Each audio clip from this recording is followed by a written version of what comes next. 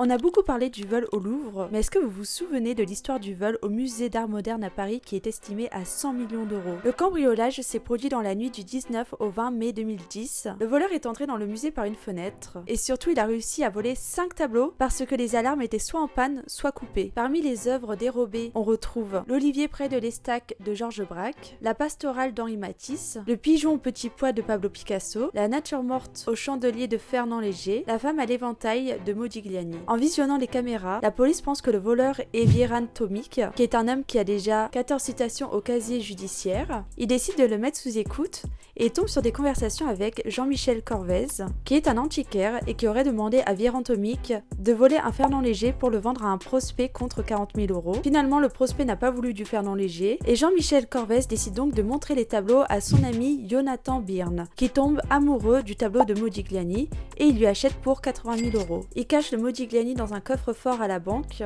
Comme l'antiquaire ne savait pas où mettre les 4 autres tableaux, Jonathan Byrne les cache derrière une armoire chez lui. Sauf que cette version ne tient pas debout car la police a fait une perquisition chez lui et n'a pas vu les fameux tableaux. Et là vous vous dites ok, mais du coup les tableaux ils sont où? Eh bien Jonathan a avoué qu'il a été pris de panique et qu'il les a tout simplement jetés dans la benne à ordures de son immeuble. Mais encore une fois, la police a des doutes sur cette version et pense que les tableaux sont à l'étranger car Jonathan aurait aussi menti sur la date à laquelle il aurait récupéré son Modigliani à la banque. Si vous voulez en savoir plus sur cette histoire, vous pouvez visionner le film Les règles de l'art et le documentaire Netflix sur Vieran Tomic. Dites-moi dans les commentaires si vous pensez que les tableaux ont vraiment été jetés à la poubelle ou s'ils circulent encore.